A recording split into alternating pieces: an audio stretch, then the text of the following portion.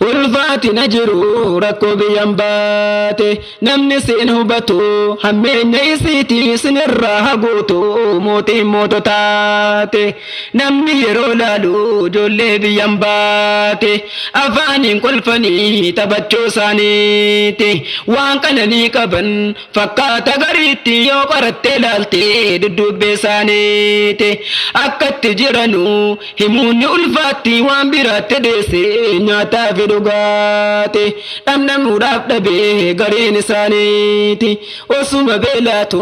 garaa qullaa bultii cuggaarraa waadamee dhibdeef saaxilamte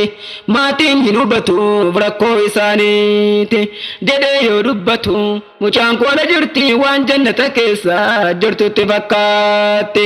bakka ittiin godhuufi waan siin carraaqxetti jalaa faffacaase hambisa qullaatti sinirraa haguutu mootiin moototaate.